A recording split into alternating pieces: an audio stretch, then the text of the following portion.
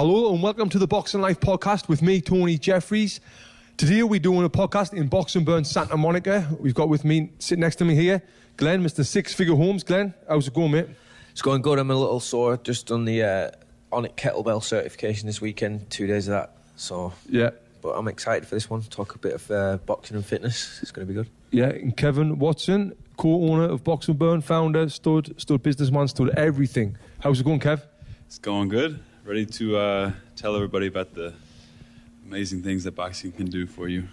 So, as some of you may know, some of you may not know, me and Kevin, we opened this boxing gym, Boxing Burn, Santa Monica, just over 4 years ago now. But before that, we were working on the Santa Monica Bluffs on the beach, teaching people boxing for donations only. And boxing is a very addictive workout. We're going to talk about the benefits of boxing today. And from down at the beach with a few people, we've went from that to this gym, to the other gym in Brentwood, where you've all seen, and then we've created a certification program. And boxing's just really blew up in general in the fitness industry. And it's one of the benefits of being in LA, I think, and you can all agree with this, I'm sure you will, is that fitness is a part of people's lives out here. They go to work, they eat, they sleep, and they work out. Yeah. Just about everyone in LA, that's part of the lifestyle. So we're teaching boxing to all these people who wanna get fit and keep in shape, and part of the lifestyles. It's as common as just getting up and brushing your teeth, isn't it, over here? Yeah. It's just, like you said, it's just part of the lifestyle. People just make it a lifestyle. It's not like fitness trends come and go in the city, I think, or just like they do anywhere, but no matter what the trend is, they're on it. They're doing it, whether it's spin or, boxing or Pilates, whatever. People in this city work out. I think it's a prerequisite before you move here. If you don't work out, you don't belong here, kind of thing. Yeah, yeah. You got to be fat. I mean, fit. You got to be fat. You got to be fit. You got to be fit. Can't be fat. So, yeah. I mean, even where we are now in the heart of Santa Monica, I bet within a mile radius, I'm guessing there would be 6-10 gyms. There's lots of these little boutique gyms, and then go 5 mile radius, there's hundreds of gyms. There's gyms on every other corner in LA. So today's podcast is about boxing and the benefits of boxing. Why is, Kevin, I want to ask you first, why is boxing so popular now, and what is the benefits of boxing? Well, I think to address the first question, why is it so popular? I think a lot of people just want to get out of that normal routine where you go to the gym and you sit on a machine, you do 10 reps, you go to the next machine, do 10 reps, and you're always trying to increase your weight. It's just, people are kind of over that. It's a little too mundane and boring, and sure, you can get results from that, but it's not something that's captivating and really makes you want to keep coming back. I think for boxing, you're acquiring a new skill, and you're getting in shape, and it's fun. And I think for a lot of people, working out in general can be a stress reliever, but when you get to come in here and hit the bags, hit the pads, and it's something that is really beneficial for a lot of people, because they sit at their desk all day, or they have to deal with their coworkers or their superiors at work, and they're pissed off and frustrated about something. But when they come in here and they can hit or kick something for a little while, then that goes a long ways for them. We've all got a little bit of aggression in us, whether you want to admit it or not. But it's a good, healthy way to get it out.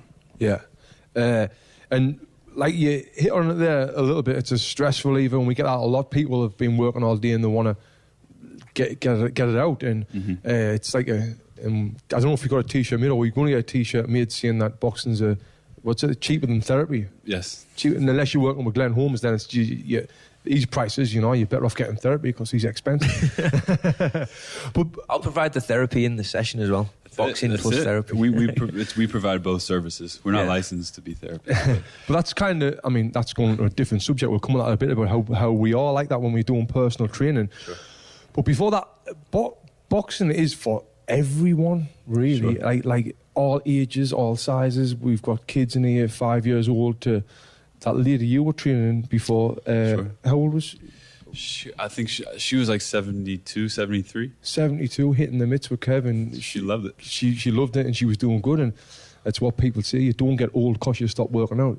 You get. That's exactly what they say. I think it's you grow old, or you don't grow old when you what was it? You don't stop working out because you get old. You get old because you stop working out. Yeah, that's it. I use that quote all the time as well. I've always got to think about it, but I never thought about it then. And another thing that you touched on, Kev, is how addictive boxing is, because now you're not just going to the gym, lifting weights and counting your reps, or your trainer's not just counting your reps there, or you're getting better at running on a treadmill. You're actually getting good at a sport and getting good at something. And I tell everyone, especially when it's the first time, every single time you box, you get better and better and better, like much better, and you can see the difference, especially for a beginner. You get like twice as good after the second time, then twice as good again after the third time. You just get better and better. And not only the skill level, I mean, we see people coming in who've been coming in for 6 months, a year or whatever. Their body composition changes so much. The people that first come in, first 2 or 3 classes, you look at their body 6 months down the line, it's insane. The people that have stuck with it and are here 3-4 times a week, loving it, putting their time in, burning the calories, pushing themselves in classes. It's crazy to see the changes in people's I just like to see it right here and right now. We're not doing this podcast to try and sell people on coming to Box and Burn, because we're really not. The classes are busy, the gym's booming, business is good anyway. We telling you this because it's true, and we're not bullshitting. It really is. Wherever you are in the world, try and find a boxing and fitness gym near you. Well, think about it. There's another boxing gym that's about to open up down the road. There's been 3 or 4 that have opened since we've started. I think it just shows you how big the fitness boxing has really, really grown. But if you are in West Delhi and you do want to come and work out, come to Boxing and Burn. 1654 Lincoln Boulevard. Just to go back to what you said, Kev, before about people used to think of going to the gym after work as sitting on a machine in a corporate gym or whatever, and they'd be bored and they wouldn't want to go back. I think within the last 10 years, everyday gym goers, I think they've always kind of not enjoyed that experience, but now they've got more options to do things, but they're becoming more educated as well. That's probably not the best and quickest way to get results too. There's the Onnits popping up and Spin and Soul Cycle and us and other boxing and fitness gyms and different, and like the hip hop workouts you see like on Melrose or whatever.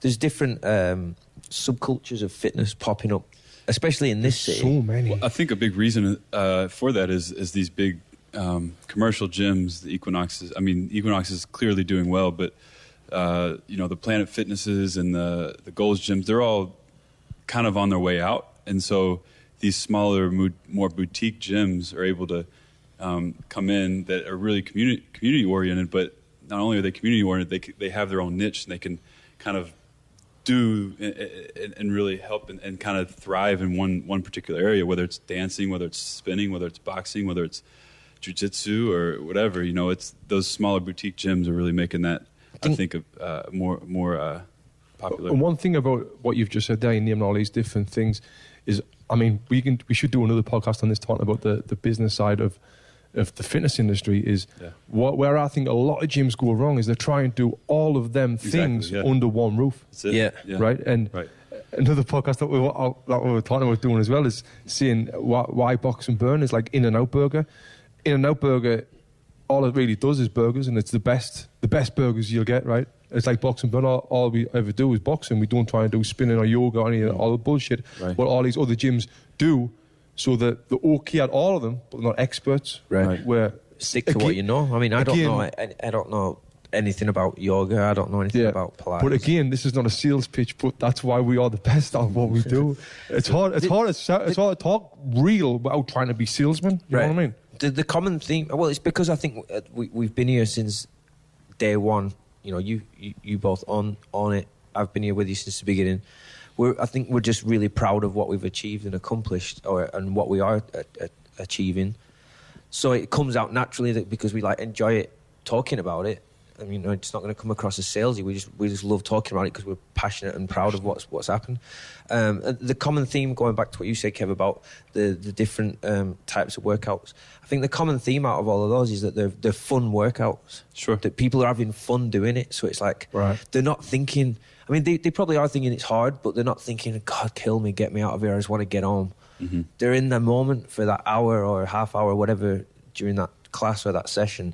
They're in the moment, and that's a really hard thing to get, or it has been typically over the last 15, 20 years as far as working out goes, because most people coming in out of shape, working out, it's hard, you know, that feeling of like, oh, I'm going to throw up, I'm going to be dizzy, you know what I mean? Right. It's like we're putting some fun into it, so people aren't really thinking of how they're feeling when they're doing it. They're just enjoying, concentrating, I focus, think hitting the that's pads a or big bag thing. or whatever. If you're having a boring workout, you're going to get boring results. If Yeah. you have Yeah. an exciting workout, you're going to get exciting results. Definitely. Even beyond that, though, I think it's the people and the personalities, and like to go back to the community of it, of these smaller boutique gyms in particular.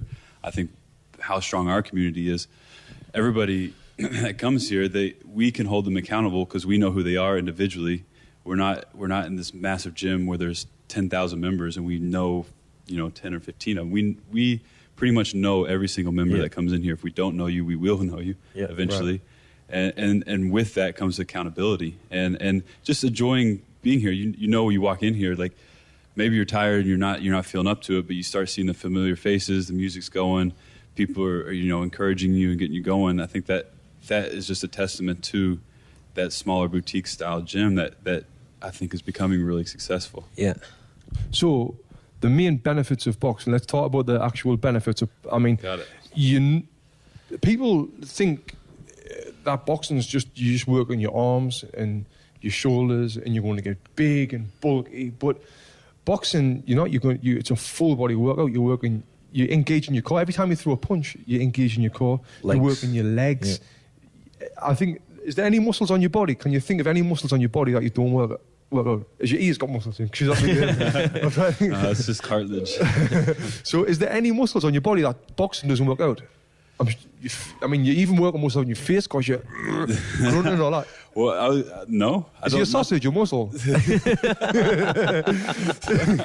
I mean, it depends what girls are here, but you might be working yourself. No. No, but seriously though, is there a muscle on your body that boxing doesn't work out? I'm thinking, no. You're like, after you It's the greatest question I've ever heard. Ernie, is your sausage your muscle? I don't know. Is it? Your tongue? Nah. So, I mean, boxing, let's get back to it. Yeah. It's a full body workout, right? It is. It is. Yeah. Everything from the floor all the way up. And I think the biggest muscle, if you want to call it this, Your biggest muscle is what?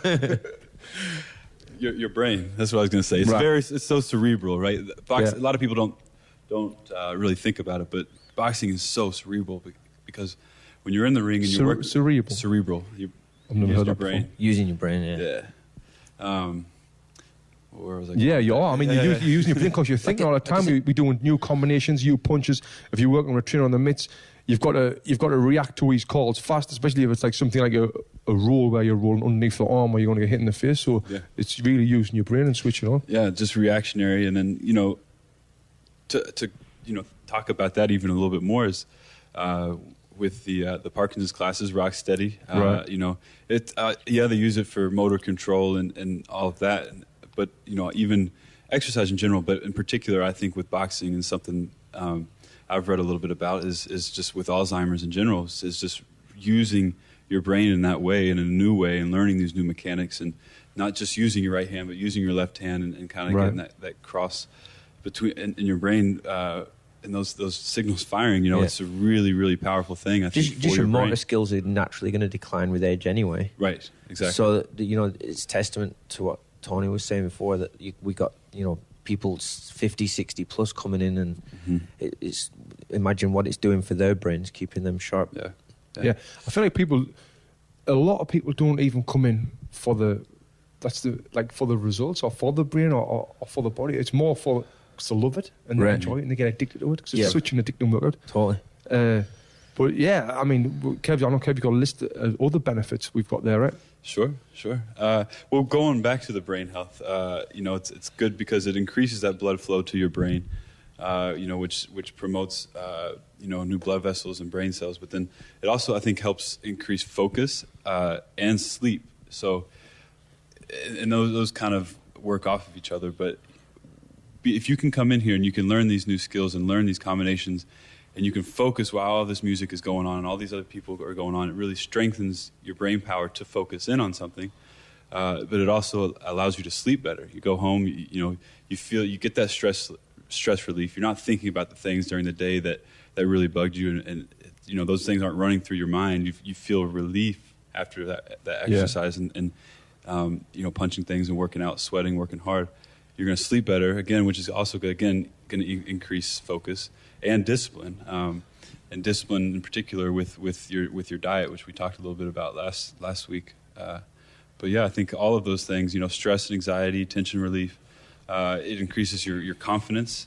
I know we're hitting more on the mental side of things, right. But I think the physical side of things are a little bit more obvious. But mentally, I think these are some of the advantages that boxing has over maybe some other more traditional styles of exercise. Yeah, if I could draw a line under all those that you listed, and I've put them, the thing that they probably all lead to is going to be, I'd say productivity is just going to go right through the roof, right? Yeah. Increased sleep, increased focus. That's all going to lead to increased productivity in whatever walk of life you're in. Yeah, increased life. And I think people think, this is going to be weird for me to say because I'll retired from boxing with injuries, but when people think about boxing, they think about getting punched in the head, and you've just said about brain health as well. You don't think that it's going to be good for your brain, because when you think about, I'm going to do a boxing class, first thing you think, I'm going to get punched in the head. Yeah. But when you're doing boxing for fitness, again, it's not a sales pitch, but like we do here at Box and Burn, we wrap your hands, you wear big gloves. It's a very safe workout compared to CrossFit and other workouts like that, and it's not going to say it's hard to get injured, but we rarely get people getting injured through the actual boxing, right? Sure. So, like I say, it's funny for me to see that because I retired from boxing with injuries, but that was completely different. But you're punching foreheads, right? A little bit harder than the heavy bags. Yeah, it's different. Yeah, and Glenn, because Glenn writes a blog on his website, glennholmes.net. He couldn't afford the .com, so he got the .net. Seems Kev, I think, right? Some bastard, man. He bought that shit. I'm not into that .com shit. Hunt him down. So Glenn writes a blog, and it's very well written. And he always sends it to me. He checks his grammar before he posts it. That's a joke because my grammar's terrible. But I know you've done one on boxing benefits. Then you've got a few more. Yeah, I posted this a while ago. And I started off by talking about what is boxing for fitness, and it was kind of same as what you were saying a minute ago about how the first thing that people think of when they hear the word boxing is I'm going to get punched in the head, or a contact sport, which obviously it is. Well, I think what we've done really well at here is trying to merge the two, where you're getting the feel of real boxing without getting punched or the physical damage from it. Mm-hmm. So I think that's why we've kind of been successful, is because up until what we did, I'm sure there was probably other gyms doing it, but I feel like we've excelled at is before then it was just cardio box, was kind of high knees on the spot, punching out on a heavy bag, and there was no real boxing technique or real thought to real boxing moves or the sport, if that makes sense. Right. So I think we've kind of tied the two together and created a happy medium, which has done really well. But so I talked about that a bit about that on the blog. Just the improved circulatory health, which Kev touched on before, about increased blood flow to the brain. Say again, the what? Increased circulatory health. So you're going to have better blood flow. You're going to, just because it's a high intensity workout, improved blood flow, it's going to put a little bit of pressure on your heart and lungs and build your cardiovascular system. So that was the first one that I touched on in the blog, and then just the enhanced power and muscular endurance due to the repetitive nature of throwing punching all over and over again. Your muscular endurance is going to go through the roof. First couple of times you come in, you might be gassed after hitting the heavy bag for 30 seconds. Give it 2-3 months and you can do a 3-minute round, no problem. Do you know what's funny about what you just said there? You get gassed when you come in. It's normally men that get gassed because men come in the gym and they try and punch as hard as they can. It's like, This is one of the most fascinating discussions for me. And the hold the breath, where women come in and it's more like la-di-da-di-da, and women pick it up much faster than men. The gulf between how quickly the women who come in pick it up and the men is mind-blowing. I think us men try harder. I think they come in with a lot of attitude, thinking, I'm going to go in there and I'm going to smash this place to pieces. Right. I'm like, They've got to juiced be manly up to the eyeballs. I'm going to punch the shit out of this guy. And after 10 seconds, they're just gone. But yeah, like you said, the women that come in are just really relaxed. They're way more athletic about things. They've got naturally better coordination. It's a pattern that I've seen over the last 3 or 4 years. It's insane. Right. When teaching boxing as well, it's funny because one of the hardest things to teach people to do, you know what I want to say? Breathe. Yeah. Breathe. You'd think it was easy, but not to breathe. Exhale. Takes a lot of practice and experience. Yeah. I think along those lines, one of the benefits would just be aerobic capacity, and it's interesting. I know Glenn can talk probably more about this, but we've had a lot of people that come in, marathon runners or half marathon runners or these endurance athletes that want to use boxing as a way to learn to breathe better, to get better breathing patterns and increase that lung capacity. And another one was, and Glenn, I don't think you knew her, but Tony, you probably remember her, Martina Roberts, the jazz player, the saxophonist, like world-renowned saxophonist. She was telling me something that's pretty fascinating. Is jazz players in general, that play wind instruments. It's kind of this long history of them doing boxing to help increase that lung capacity, because you're sitting there blowing in that instrument for hours at a time. And she was saying that they've been doing this for years. Boxing, jazz players or wind instrument players in general, because it increases that lung capacity. What's the word I'm looking for? We're talking about musicians. Another one who I used to train, Glenn trains him all the time now, is Travis Barker. Mm-hmm. Travis plays the drums, and you just think how beneficial boxing is for a drum player. Throwing them hands out, throwing them non-stop all the time. And I'm sure Glenn will agree, Travis is the fittest person that I've ever trained. He's the only person that I've seen that finds it. Well, he doesn't find it easy. Obviously, he finds it challenging. But he's the only person who can handle that level of intensity for 45 minutes to an hour without stopping. I've never seen anyone be able to do it. Even someone who's ready to fight 12 rounds, like his endurance is ridiculous. But if you think about it, if you're playing drums in the style that he plays in, which is super high intensity, a lot of movement. And really putting a show on. You're doing that 2 hours, 2.5 hours a night for 3-4 months straight. Yeah. Getting on the mitts for 45 minutes isn't going to be. I watched those videos he put, those live or those videos he posted on Instagram. I just cannot believe the intensity at which he plays those drums at a concert. Crazy. For what, 90 minutes to 2 hours straight? You're doing that. Well, I spoke to him a couple of weeks ago, and I was like, "How have you been feeling?" He's like, "I've been doing a lot more strength work, but I'm starting to feel tighter. Yeah, I need to box to keep loose and fast." Sure. So he was talking about that, but he was like, on tour last summer, he was like, I was breaking more sticks than I've ever done on a tour before. just pure power. So we're talking about Travis Barker here, the drummer for Blink-182. I remember the first time I trained him, I gave him a 3-minute round, and at the end of the round, he was breathing like this. And I pushed him, and he was like, yeah, it's soul destroying as a trainer. You've been blasting him. I'm getting out of breath. So I trained him next round. I thought, I'm going to push the bastard this time. So I pushed him and pushed him and pushed him. End of the round, just exactly like this. I was like, how fit is this fella? So then I thought, right, I'm not even going to give you a rest this round. Went straight through, done a 6-minute round with a minute rest, 7 minutes total. See him at the end. Like, this is unbelievable. He's like a freak. It's just unbelievable. Yeah, I mean, so it's good for musicians, and we get actors in here playing roles as well. One thing we haven't really touched on is what you're actually learning. You're learning is not so much a sport, but not so much a self-defense. But you learn how to throw a punch, which is self-defense really. Yeah. And I tell parents when we're teaching kids is like, once a kid learns how to throw a punch, it sticks. It's like riding a bike. It sticks with you for the rest of your life. I think a couple of months of boxing for a young kid, and they're going to have that tool if, I hope they never do need it, but if they need it, they're going to throw that right hand. Well, with that, I mean, to address the parents, when you're teaching a kid to box, what it does is give them that level of confidence to where if they're at school and they're getting picked on, or they're in a situation where there's about to be a fight, they know I know how to fight. I don't need to fight, so they'll walk away. You know, I think it's more.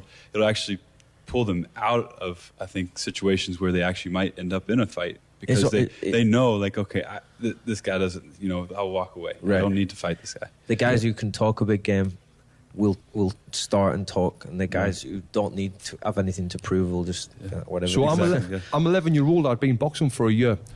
And I hung around with these kids on bikes that were all 12 and 13-year-old back in Sunderland, right? And is this the story? Wait, no, you've not heard this one before. And so we're riding around on our bikes, and there's one lad who's got a big mouth, and I'm scared of him. I'm so scared of him because he's like the cocky one and all that, and he's just got a mouth on him.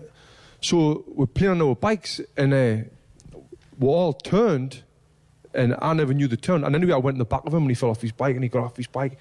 And I had freckles on my face, and I hate it because I used to get bullied for my freckles on my face, so it's stuck on my back. Anyway, he started giving a shit, you freckly bastard, and pushed us and all that. Pushed us, come on. And I was so scared, I didn't want to fight. Yeah. Right? I'd been boxing for a year. I threw a right hand and he disappeared. I was like, boom. It was like, boom. And he just disappeared. He dropped to the floor that fast. Yeah. I was like, whoa. Then he got up and he went, oh, I'm sorry, I'm only walked away. Yeah. And I was like, shit, he's 13, I was 11. Back then, it's a big age gap. Yeah. So that just shows there, like, I done it on a reaction, you know? So that's another benefit of boxing. Yeah. If a guy who's 2 years older and you're riding on your bike with him and he picks on you, you're going to just chin him and he's going to disappear. So, yeah, I mean, I've still got a scar on my knuckle off his tooth, by the way, off all them years ago. So that's another benefit there for people if you ever need it, you know. The benefit they're going to get from coming to you can knock people out if you want. Right, so we've got some. I mean, we've got some questions here from Facebook. If you've got any more questions on Facebook, you can keep asking them, and we're going to answer them. And the first one is off Ray Diaz. Ray Diaz is teaching a kid to box promoting violence. And this is a great question. This is, some people think this, some arseholes think this, but like I just said, if I never knew boxing when I was on that bike when I was 11 years old, this big kid bully would have punched me in the face or whatever, and I would have been lost all my confidence and all that. But because I knew boxing and I had that instant reaction, you know, that gave me more confidence. So it's like not promoting violence at all. What Kev said a minute ago as well, it's like it's more likely going to, if you've got that confidence, they're more likely to walk away from a violent situation. Right. Unless it's absolutely necessary and it's the last stance to take to defend yourself. It's also an important thing to address when you are working with a kid of that age. Say, look, I'm going to show you how to use your hands and leverage your body and throw hard punches, but it's not. Don't use this unless you have to. Right. And that'll give them that confidence and that wherewithal to stay composed in those situations and at the very least be able to protect themselves like you had to. But most of the time they'll just be able to walk away and say, look, like I don't want anything to do with this. And so I think it actually does the reverse as and in these boxing gyms, like where I grew up in Sunderland, it's a lot of discipline. It's so much discipline that you get inbred in you. So you're not going to go out there, and you kind of get taught. You kind of grow a little family around you, a little community of people who've not had the best upbringings, and you get that discipline. So you're not promoting violence. You're actually learning respect, because in the gym I was at, the trainer, I've got his tattoo on my leg, Bobby. If I remember before, he kicked us out of the gym. Like, if you were cheeky or you done something stupid, get out of the gym. You're gone home. You're not training today. And I was like, you were devastated. Yeah. So you'd be on your best behaviour. And that, I mean, I mean, I can't really see it, but since I've retired from boxing, I've worked with some kids. That's what these kids need. Right. You know, if it's in Los Angeles or what, that's the sort of discipline these need to help them grow up to be, rather than being spoiled, to grow up to be better human beings. I really believe that. Yeah, definitely. It teaches commitment, I think, which is a big thing. You know, you have to earn things, and to come in here and know that, well, this isn't for granted. I don't necessarily, I'm not always going to have this opportunity. It teaches you commitment and how to get better at something and to progress at something, rather than just going to do something and, you know, maybe they like it, maybe they don't. Right, big time. I think that's huge, and I mean, who am I to tell people how to bring your kids up? I just know how I got brought up, and I think it's done me well. So we've got some questions here, and because I'm not a very good reader, do you want to read them out, Glenn? From Linny Heel, what was your best fight? Well, I think you've already told the story, haven't you? Yeah, when I was 11, I was on the bike. Do you know what? I mean, talking about boxing, so this is my I've had two best fights. Well, I know I had loads, but the best one was obviously winning the Olympic medal. But apart from that, I had a fight I fought in Sunderland, two fights in Sunderland. One was an amateur. I boxed the Danish champion and I stopped him in the third round. It was absolutely amazing. And then the one that I posted, I think everyone's seen that on my Instagram, where I walked out the ring. Second pro fight was that? My second pro fight I fought in Sunderland. I sold like 1,700 tickets within an hour. It was unbelievable, mate. It was unbelievable. And then the atmosphere when I walked out in front of that crowd, it made us fill up my eyes. Yeah. I'm walking out to a fight, about to fight someone. Luckily, he was the worst person I've ever fought. But their emotion, chanting my name and touching me gloves and just like the love for me was unbelievable. That, after winning the Olympic medal, even though I've got two kids, that was the best experience in my life, better than having kids. Yeah. Sorry, Sarah. But I'm telling you, that's the truth. It was unbelievable. So that was my best fight. It's probably what you miss the most about it. I mean, for any athlete, Right. Performing in front of, I hate being in front of a crowd. I hate public speaking, but performing. Says he's on a podcast. No, go on. But performing your sport or whatever it is that you do in front of a crowd and hearing their reaction, hearing them, Right. their encouragement, and that to me is what I miss the most. I've never performed probably in as big of a crowd as you have, but I think that feeling, those emotions, is what I miss more than anything when competing. And you're talking about the basketball.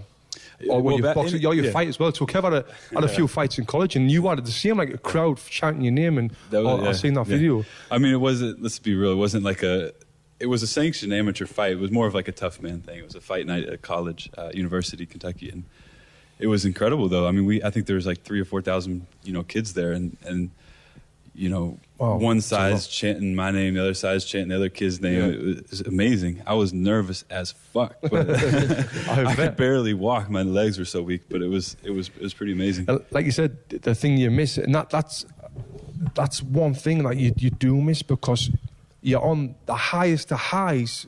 I guess it's like heroin.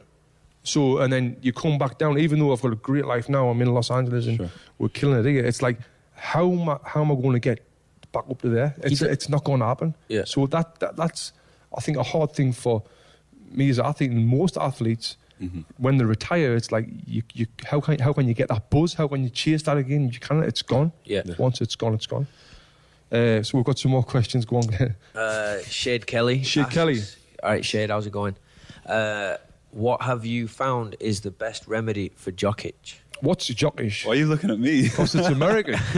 It's a very American You don't know what question. jockage is? Yeah, I know what it is. What is it? Ask Stephen. Is that when you eat your balls? Yeah, we should ask you. Yeah. Yeah. We'll have Stephen send you an email. Chris, I can't read his last name. Fairhue, is it? What's the most common mistake in boxing training? I mean, we kind of touched on that before. I think it's the breathing. Breathing and not too using tight, yeah. not using your legs. It's a lot of arm punches. Yeah, a lot of arm punches, not turning your hips. So that's, I think, the most common thing is holding your breath when you box, not all together. Trying to punch too hard without technique. Yeah. Power's going to come from technique and timing. That's what we Not talked about from- with men. Yeah. Yeah, not from like tightening up your neck and not, So swinging. this is by Chris Fernan. So he's asking about if someone wants to learn more about like boxing training, I'll learn how to teach boxing. How can they do that? Oh no! This is another sales pitch by the Box and Burn Academy, the world's #1 boxing fitness certification course. Go to boxandburnacademy.com. We do certifications. Kev's got the manual there. If you're watching this on YouTube, you can see it. So anyway, nah, I'm not a salesman. That wasn't the plug. Or, yeah, just forget that. You just come and do a private with me. I'll show you. Andreas Velarde. Didn't she do the academy? I recognise that name. Yeah. Hey Tony, Kevin, Glenn. I miss Box and Burn. Can't wait to come back and bring a guest. All right, sounds good, Andres. See you Sounds soon. good. Thanks for that. We're looking forward to seeing you. So, I mean, we've kind of drifted off the benefits of boxing, but I'm sure you got a lot from that. I think we've talked about quite a bit of the benefits of boxing, but I mean, let's do this. Let's end on this. Let's give 2 benefits of boxing each. Kev, you go, then Glenn, and I'll go. All right. I'm going to say brain health. Yeah. Big one on that. And then I'm going to say functional strength. That's a big, fancy. All right. Glenn? I'd say weight loss, if that's your goal. Weight, fat loss, if that's your goal. And peak physical fitness. And I would say, I mean, they're all great.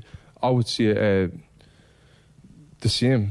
No, I would say stress relief. I think it's great for stress relievers. I'm talking about what I've heard from people, and then personally is like the self-defense side. Learn how to punch if you ever need it. I think everyone should have that tool in their toolbox. Yeah. So if anyone wants to learn how to do that, where do they go? Couple of boxing burn. No, so I mean that's it. Anything else on this, boys? No, I think we've hit some good points. Hopefully, people can take some stuff away from that, and we'll hopefully see a few faces in the gym out of it. No, thank you for listening. And if you want to get in touch with us, you can get in touch with on our Instagram. It's @BoxingLife, and Glenn's wrote a little comment here. Give our individual Instagrams out. So Glenn, what's yours? It's not my writing, that. So Glenn's. Mine's @Glenn Holmes LA, which is Glenn with 2 N's, HOLMES LA. And then Kev. It's just Instagram for the most part. It's just @Kevin KEVAN _ Watson WATSON. Kev Van. So it's like Kevan. It's like a van. Kevan. You know what? Someone sent us a resume in to date for a job interview, Really? and I seen it was Kevin spelled with a Y. Kev YN. Really? I've never seen that before. I've never seen Silly that. one. Yeah. So I just had a Facebook request from some other KEVAN today, actually. Kavan. Those Kevan. So follow Kevan and follow Glenn. Yeah, if anyone, Instagram. just speaking of Instagrams and stuff and contact information, if anyone listens to this and has questions about gym or training or fitness, whatever, hit us up. We're available. Yeah, we're available to answer questions. And like I said before, now I've joked about it a little bit here. We're not salesmen. We're not trying to sell you anything. The boxing business is booming, but we really can't help you if you want to create your own boxing business. If you've got any questions about the business of the boxing fitness industry, I mean, I'd say now we're experts at it, so we can help anyone out there. So, yeah, feedback for the podcast, keep it coming, and yeah, like you I said, want to talk about these new Kendrick shirts that are for sale? Oh, you don't want to sell anything, right? No, that's not a shirt. It's actually Kendrick. How's it going, kid? So thank you for listening to the Boxing Life podcast, or thank you for watching on YouTube. And until next time, we'll see you later.